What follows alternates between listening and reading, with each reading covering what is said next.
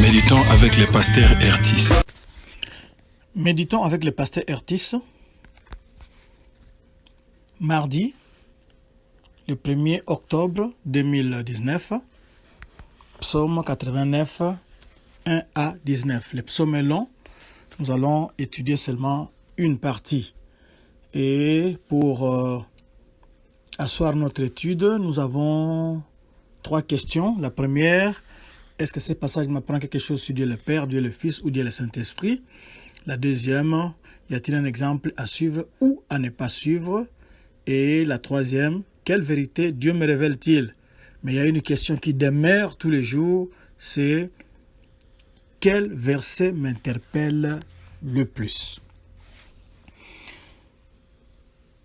Ici, il s'agit d'un hymne à Dieu pour son alliance avec David. Nous allons prier. Seigneur, nous aussi, nous voulons te bénir, nous voulons t'élever, nous voulons t'exalter, nous voulons te magnifier à cause de ta bonté sur nous. Seigneur, si nous regardons les grands de cette terre, ils n'ont même pas le temps de parler à des personnes comme nous. Mais toi, le Dieu merveilleux, le Dieu grand, le Dieu incomparable, tu as le temps de me parler à moi. Tu as le temps de parler à mon frère. Tu as le temps de passer du temps avec nous, ô Seigneur. Alléluia. Merci. Merci. Gloire à ton Saint-Nom, gloire à ton Saint-Nom, gloire à ton Saint-Nom. Merci de passer ce temps avec nous. Par Jésus-Christ. Amen. Le psaume, la Bible nous dit que c'est au premier verset, on nous dit que c'est un cantique des temps, les Israélites ou les Rakites. Ça dépend de la Bible que vous utilisez. Qui est Étan? Étan, c'était un chantre d'après un chronique 15, 19. C'était un chantre de David. Mais dans 1 Roi 4, 31, on dit que c'était un sage.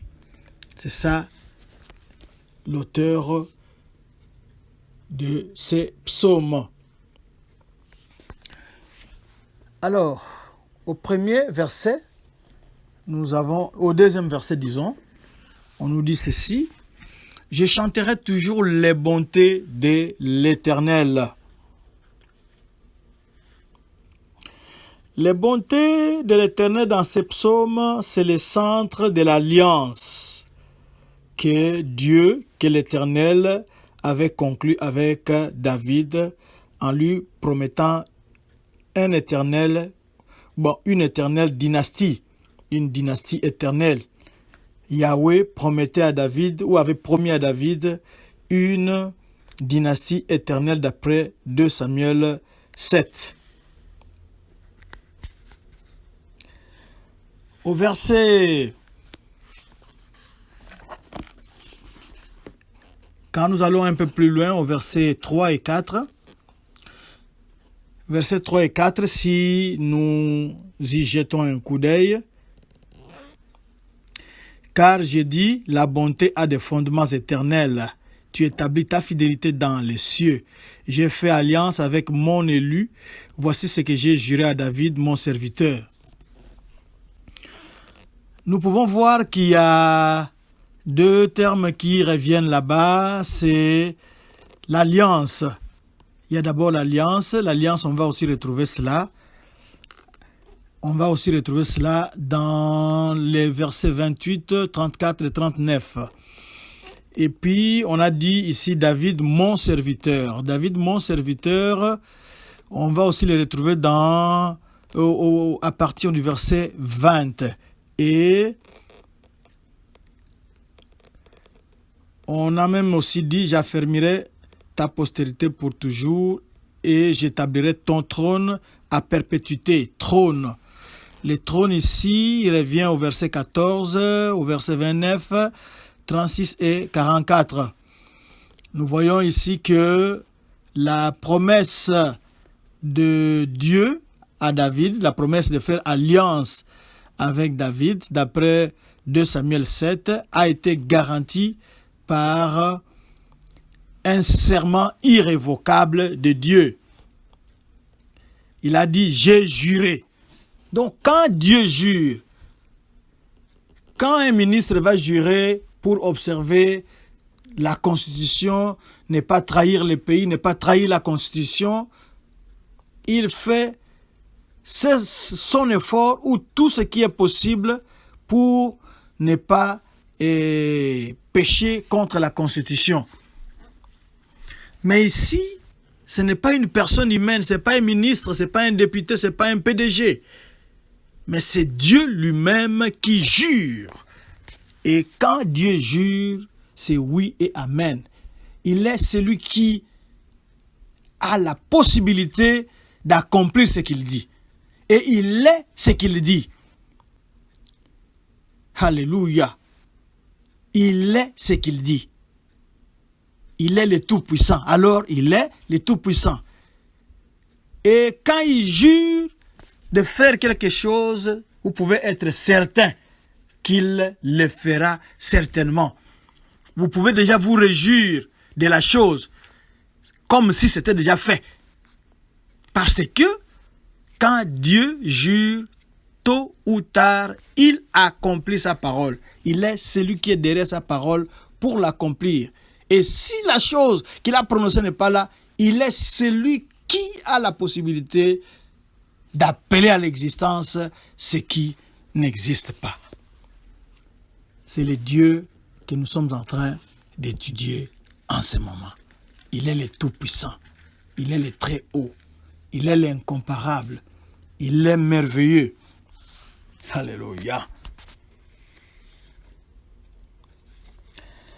Le verset 13 nous dit quelque chose. Disons, au verset 14, on dit « Ton bras est puissant, ta main forte, ta droite élevée. » Nous connaissons un peu, ou si nous ne connaissons pas, mais les Égyptiens connaissent un peu ce bras-là. Parce que Dieu est le grand, est le Dieu de délivrance. Le Dieu des délivrances. Le grand délivreur. Quand il brandit sa main pour délivrer son peuple, vous ne pouvez rien faire. Les Égyptiens étaient là. Ils résistaient quand il envoyait les plaies. Ils résistaient. Mais quand Dieu a étendu son bras puissant, ils n'ont pu rien faire. Exode 6:6, Exode 15:6. Ce bras est puissant. Donc, quand vous êtes au camp de Dieu, vous ne pouvez que récolter les bienfaits de ce bras. Mais malheur à vous si vous vous retrouvez dans le camp de l'ennemi. Alors, gare à vous avec ces bras puissants, les bras de l'Éternel. Parce qu'il est le Dieu des délivrances. Il est le Dieu incomparable. Du verset 15 au verset 18, on nous dit ceci. La justice et l'équité sont la base de ton trône, la bonté et la fidélité sont devant ta face. Heureux le peuple qui connaît le son de la trompette. Il marche à la clarté de ta face, ô Éternel. Il se réjouit sans cesse de ton nom et il se glorifie de ta justice. Car tu es la gloire de sa puissance, c'est ta faveur qui relève notre force. Car l'Éternel est notre bouclier, le Saint d'Israël est notre roi.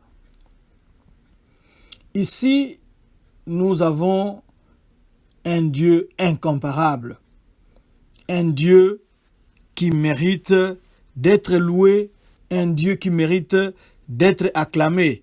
Et le psalmiste ici affirme, il dit que le Saint d'Israël est notre roi. Alléluia. Vous pouvez l'acclamer là où vous êtes. Le Saint d'Israël est mon roi. Le Saint d'Israël, le puissant de Jacob est mon roi.